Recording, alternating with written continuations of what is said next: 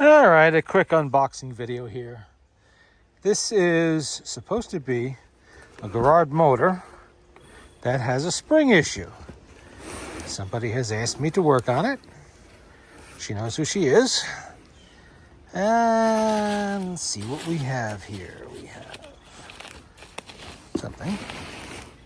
Oh, okay. We have the motor plate.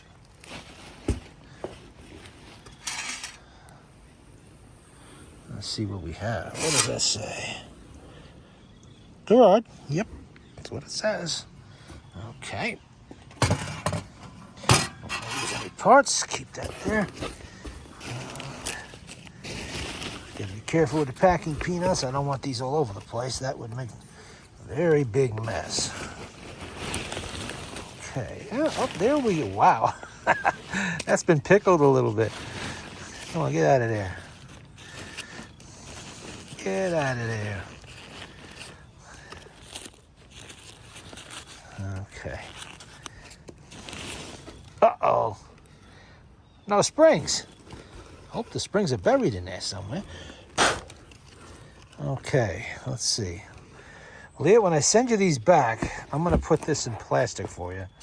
Because packing peanuts get into the grease that's going to be on this when I'm done with it. Would not be a good combination. You talk about a mess then. Luckily, I buy that plastic wrap by the huge industrial roll, so I have plenty of it. Usually when I get done with a phonograph and I'm going to store it away, I wrap it. This way the mold stays off it. Okay, let's get a look at this animal here. Gears look good. Everything's nice and clean. Well, we need a little bit more on that gear right there. That's what you got to get in there with a pick. If you get nothing else, a toothpick will do it. Just to pick out the grease that's there, but that's all right. I'll take care of that. That's easy enough. Number 30, huh? Okay. Okay, we got the motor. All right. We have the screws for the motor. Okay, let's put that with the motor. That holds it to the motor board. We have some washers.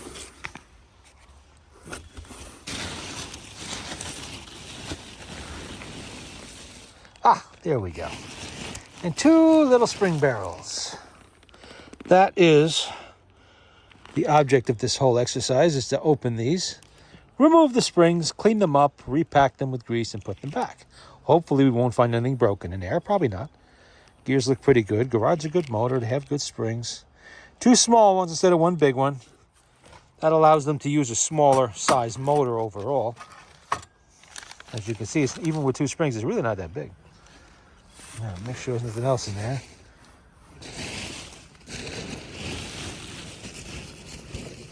Oh, that's the return label. We're not going to show anybody's address here.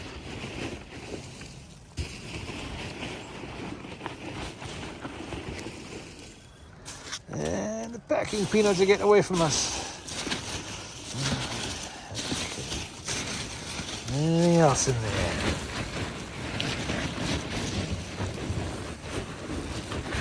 There's something there. I feel it. Ah, the reproducer was loose on the bottom and I stabbed myself with the needle. Of course, that's what I always do. Wow, that's got some... That's not good. It's off its pivots. It's loose. That means it's not connected to the diaphragm. That could be a problem. That is a problem. Okay, well, we'll examine this afterwards. I bet there's probably some missing parts there. Not good, not good. There's supposed to be some kind of a bearing. No, I guess there's no bearing goes in there. It wouldn't be. Just a pivot goes right on it. Not familiar with this. Oh, what does this say? I can't read that. Songster Electronic British Made. Well, that explains why I'm not that familiar with it. I'm familiar with what HMV uses. And a lot of the UK-built Columbias. I don't really know this particular reproducer. It's obviously orthophonic. You can see what had. Wow, that's bad. That's not good. That's torn right out of the diaphragm. Ouch.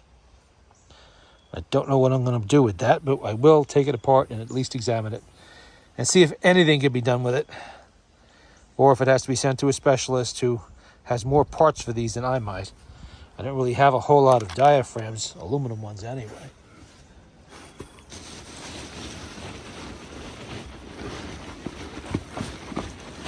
Let's see, what else is hiding down there?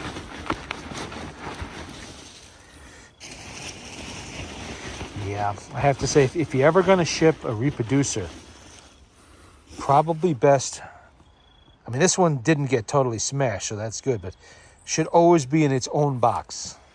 Secure, so that the motor, the weights, anything else in the box can't smash into it. But doesn't look like it got crunched. I'm guessing this is aluminum and not pot metal, because it doesn't look all blistered and nasty like pot metal usually does. Looks really clean even. Really nice.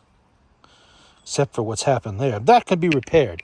Just has to be seen if I can do that kind of repair. I don't usually work with the with the orthophonic style reproducers too much. I just don't have parts for them. I'm an acoustic, early acoustic machines is what I play with, teens and 20s. I don't usually go, off the reservation too much and drift into the 30s and the late 20s orthophonic era. And when I do, I generally have them rebuilt by someone who specializes in them. I mean, this is pretty primitive compared to the HMV, 5A or 5B, or of course the Victrola orthophonic reproducers, the Victor orthophonic reproducers. But I kind of wish that the Victors had used, if this is aluminum, I wish they'd used aluminum.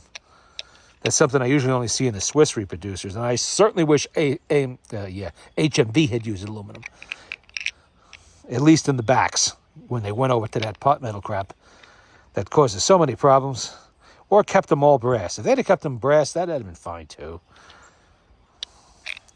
But they didn't envision that anybody would be playing with these things 100 years later. So, at the time, pot metal was perfectly good for their operation. It was a light material. It was easy to cast with, cheap, to help save on costs. And it worked. And it worked for a long time, too, probably 20, 30 years. There wouldn't have been any problems unless you were really poorly storing your machine. But 100 years is a lot to ask from pot metal. And a lot of the mixes we have, especially what Victor used, they're just coming apart. And what HMV uses is even worse. Garrard makes such a nice motor. I mean, look at this. That's nice enough to display. I've seen some even nicer than this that were painted even. But that's nice enough to display on a shelf. That's so good. I'm really glad the spacers did not come out and get lost in the box. The only thing holding those spacers onto the top of the motor plate is a crushed and hardened, stuck-on rubber washer there. That's what that is. There's nothing holding that on there but dried lubricants. I mean, it probably wouldn't have come out of the box, but it's nice to know how that went and that they're still on there. I mean, you could display that on a shelf. It looks so nice. Look at that governor they give you with these things. All brass, really nice. The other thing she told me she did was disturb the bearings. Now, if memory serves, I'm not sure about Garrard, or if I'm thinking the Swiss motors.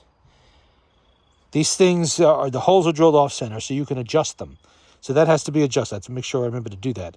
Adjust it properly to the gear so it meshes correctly. Right there.